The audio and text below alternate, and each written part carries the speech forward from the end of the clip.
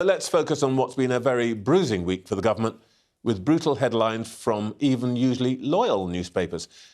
A week in up at COP, the verdict seems to be mixed so far, including on a coal agreement that doesn't include the world's biggest coal producers.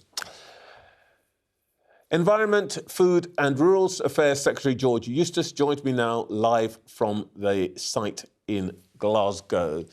Good morning, Mr Eustice. I want to start, if I may, with the words of a former Conservative Prime Minister. Yesterday, John Major, a man no stranger to being an administration that was engulfed by Sleaze, said this about the Owen Paterson affair. I think the way that the government handled that was shameful, wrong and unworthy of this or indeed any government. It also had the effect of trashing the reputation of Parliament. Is he right? No, he's wrong. And look, I disagree with John Major on quite a few issues. He's not somebody whose cue I would normally take. And I think the point is here is last week we tried to introduce an appeals system in the parliamentary standards process. I think there's a consensus that there should be some sort of appeal system such as that.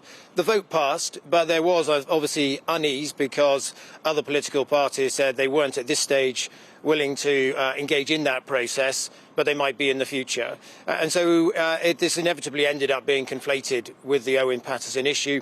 So we took the decision not to proceed with that, but indeed to re-engage on an important issue, which is how do you have the right of appeal and proper due process in these instances. When you say a decision not to proceed, Mr Eustice, I think the words most commonly used about that decision are screeching U-turn. You basically changed your mind. Well, there was obviously, as Jacob Rees-Mogg pointed out as he withdrew this on the floor of the House, there was a degree of controversy about this. And the point is you can only take these things forward at the end of the day with cross-party support. You do need the other parties to engage. They took the view that they were going to sort of boycott this because they didn't like the way it had been done in this instance. It's been very important that these things are done in a cross-party way. So to withdraw it was the right thing to do. Well, look, we're going in for understatement here. Let's turn to other Conservative Prime Ministers. Mr Cameron, man who made an estimated £7 million lobbying on behalf of Greensill. Firm collapsed, owing hundreds of millions of pounds. And now the serving Prime Minister, a man furnished with wallpaper costing £840 a roll by a party donor. Now, if we're talking about trashing reputations, both of the Conservative Party and of Parliament, those two things don't help, do they?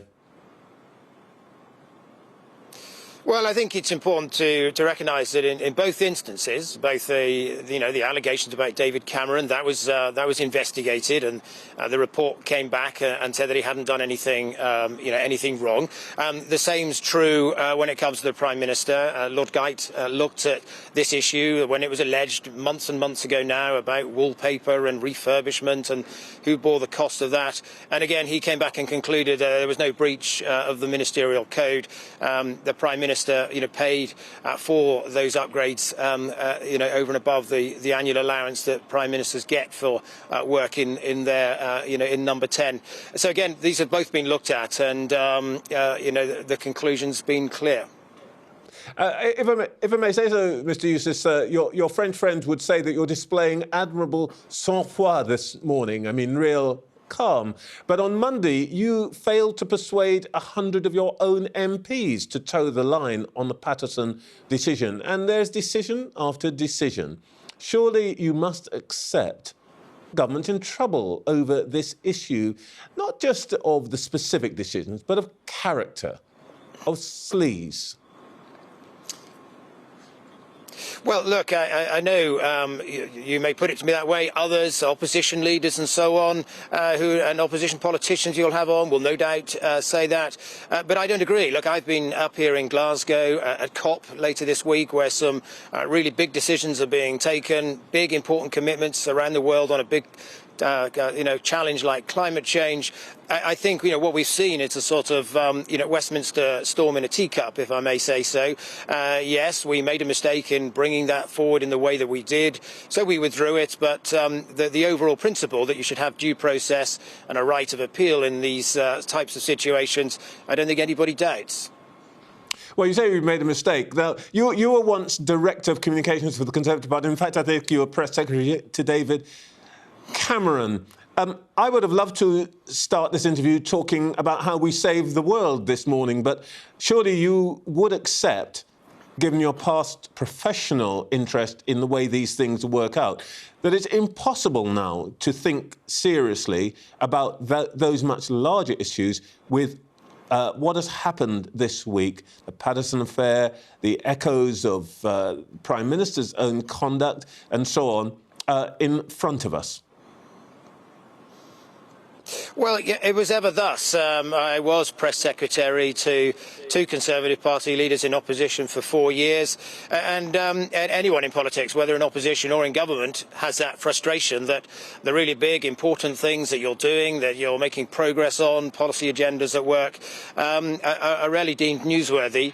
The news agenda will always focus on, small, often, as I said, storms in a teacup and Westminster rows. It was ever thus. That's not new. But it doesn't detract from the importance of what we are managing to agree here in Glasgow. A real positive vibe here with countries around the world making some really important commitments, particularly on nature. Are you really trying to say that in those red wall seats that the Prime Minister said have only lent you their votes, that they're basically regarding this kind of thing as just a small passing storm in a teacup?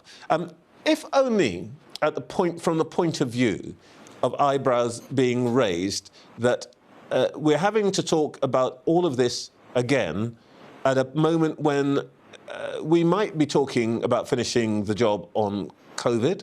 We might be talking about rising prices. We might be talking about sorting out the problems with the EU. But here we are talking again about the conduct of members of Parliament, particularly Conservative members of Parliament. Does that not at all bother you? Do you just think this is a passing cloud? Well, look, obviously, I don't decide the running order of your news agenda. I don't decide what newspapers should write about, and rightly so. You don't want me deciding that. But what I can do as a politician, and what the government can do, is focus on the issues that really matter. The truth is we have had a great success in delivering the vaccine.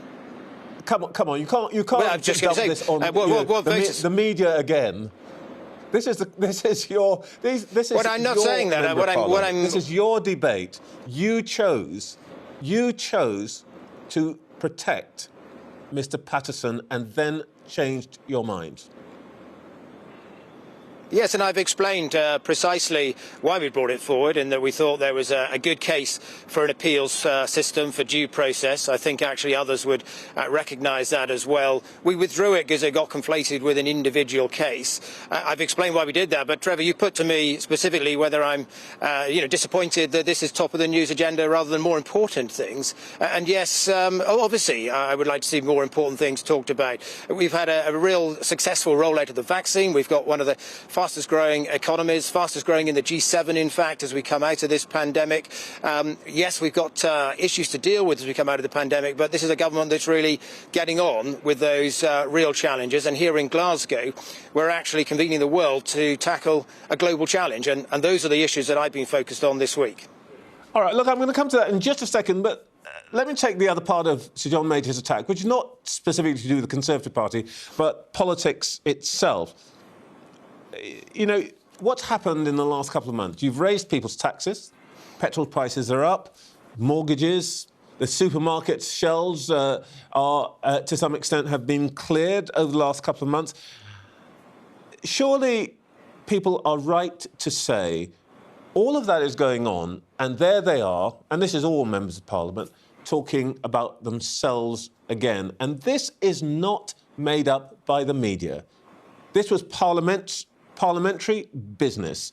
It was set by you and your colleagues, and of course the opposition, do you see that there's a problem here?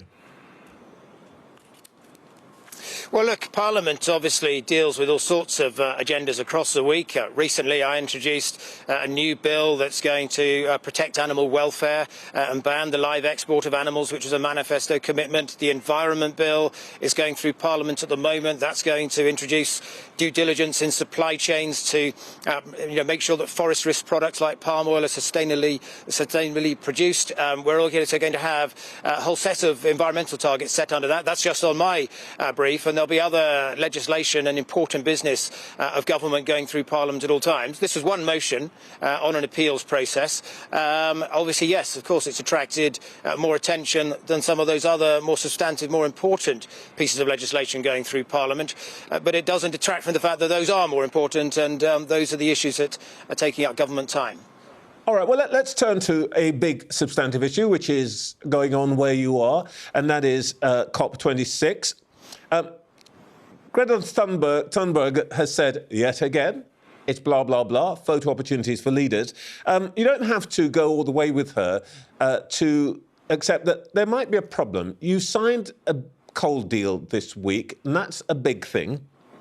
But Australia hasn't signed it. The USA hasn't signed it. And China, responsible for about half the world's coal emission, hasn't signed it. What is the point of that?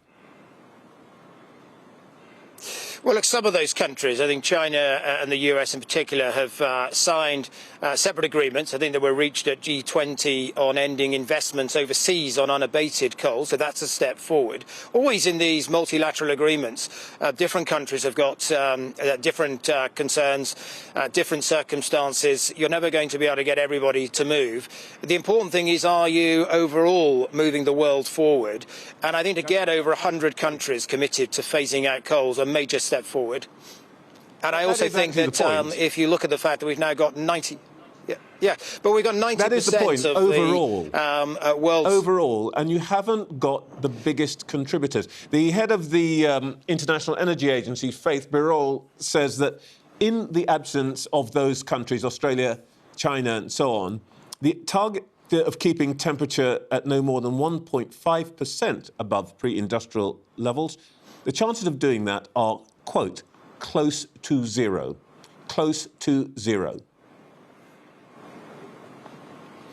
Well, look, we don't know. Obviously, with the measures that are agreed, once COP concludes in a week from now, there'll be analysis about the impact of that. The big focus of this conference is trying to keep 1.5 degrees alive. That is, during this century, to try to hold the growth in global temperatures to 1.5 degrees. We've now got around 90% of the world's economy committed to net zero by the middle of the century. This week, also, 120 countries pledged to halt deforestation by 2030. That's a major step forward. The other thing we're seeing at this COP, and this is a big change on previous ones, is donor countries mobilising the finance to actually deliver on the policy pledges that are made. That's been difficult in previous years. I've been talking to sort of veterans of COP meetings, people in some cases who've attended the last 20 of them, and there's real excitement and enthusiasm for the way that we're getting tangible progress here in Glasgow.